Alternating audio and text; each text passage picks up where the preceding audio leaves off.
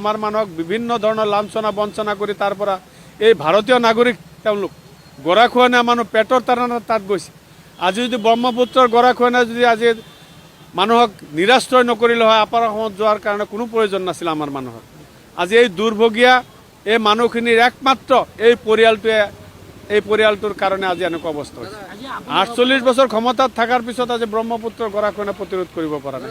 লাহৰীঘাটত যাতায়াত অৱস্থা একেবাৰে বেয়া। আমি কেইবাবাৰো বিধায়কগৰাকীক আমি বাইক লওঁতে বা মন্তব্য লওঁতে সুধিছোঁ, কিন্তু তেওঁ দাহেৰা মন্তব্য দিয়ে কয় যে আমাৰ সমষ্টিত ভোটাৰৰ সংখ্যা বেছি, এটা ডাঙৰ এটা বহল অঞ্চল, গতিকে মই এইখিনি সমস্যা সমাধান কৰিব নোৱাৰিম। গতিকে এই ক্ষেত্ৰত আপুনি কি ক'ব? তেওঁ যদি নোৱাৰিব তেওঁ ৰাইজৰ ভোটত তেওঁ বিধায়ক কিয় হৈছে? তেওঁ দায়িত্ব লৈছে লাহৰীঘাট সমষ্টিৰ কাম কাজ কৰাৰ কাৰণে। ৰাইজে তেওঁক মেণ্ডেট দিছে যে লাহৰীঘাট সমষ্টিৰ প্ৰত্যেকটা উন্নয়নমূলক কাম তেওঁ কৰিবৰ কাৰণে দায়িত্ব লৈছে। আজি গৰুখুটিৰ সভাখনত চাইছোঁ উপস্থিত শতাধিক মানুহ আপোনাৰ দলত যোগদান কৰিছে, আপুনি কি ক'ব? আজি খালি গৰুখুটিতে নহয়, গৰুখুটিত আজি ডাঙৰ ডাঙৰ কংগ্ৰেছী লিডাৰো আজি আমাৰ দলত যোগদান কৰিছে, এইটো আপোনালোকে দেখা পাইছে। প্ৰত্যেক জেগাতে য'ত য'ত আমাৰ মিটিং হৈ আছে, দলীয় সভা হৈ আছে, প্ৰত্যেক জেগাতে কংগ্ৰেছৰ AGP BJPৰ বিভিন্ন দলৰ মানুহ আহি আমাৰ দলত যোগদান কৰি আছে। আৰু যিটো পৰিৱেশ পৰিস্থিতি আৰু 2 মাহ আছে, মোৰ এটা ধাৰণা যে কংগ্ৰেছ খালী হ'ব। 2 মুখৰ যুঁজ, হৰিণাৰ মৰণ, তেনে এনেকুৱা হ'ব নেকি? নহয়, আমি সেইটো ধাৰণাই কৰা নাই। 2 ফৌজে মিলিও আমাৰ সমান হোৱা নাই এতিয়ালৈকে। তেওঁলোকৰ কাজিয়া পেচাল, তেওঁলোকৰ ঘৰুৱা কথা, সেইবোৰ আমি তাত নাযাওঁ। আমি তাত মইতো প্ৰতিদ্বন্দ্বী বুলি এইবাৰ ভবা নাই কাকো। সবলভাৱে মানে মই লাহৰীঘাট সমষ্টিৰ চুকে কোণে মই ঘূৰি আছোঁ, প্ৰত্যেকটা পঞ্চায়তত গৈছোঁ। মানুহৰ যিটো উৎসাহ উদ্দীপনা দেখিছোঁ যথেষ্ট পৰিমাণে ভাল। এইবাৰ ৰাইজে বুজি উঠিছে যে কংগ্ৰেছৰ দুৰ্নীতি ভ্ৰষ্টাচাৰ ৰাইজৰ চকুত ধৰা পৰিছে। এই দলটোক 52 বছৰ 8 মাহ ক্ষমতাত ৰখাৰ পিছত অসমৰ সংখ্যালঘু মানুহৰ এনেকুৱা এটা অৱস্থা হৈছে, প্ৰত্যেকটো ক'লা আইন এই জাতিটোৰ ওপৰত জাপি দিয়া হৈছে।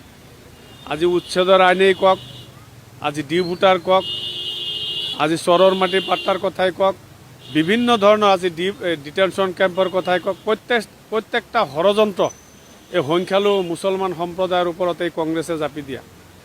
আৰু বৰ্তমান অসম চৰকাৰ হিমন্ত বিশ্ব শৰ্মাৰ নেতৃত্বত যিটো চৰকাৰ চলি আছে, এই চৰকাৰটোতো সাম্প্ৰদায়িক চৰকাৰ, গণতান্ত্ৰিক বিৰোধী। এওঁলোকৰ কোনো নীতি নাই, সদায় মুছলমান বিৰোধী তেওঁলোকে চিন্তা চৰ্চা কৰে মগজুত।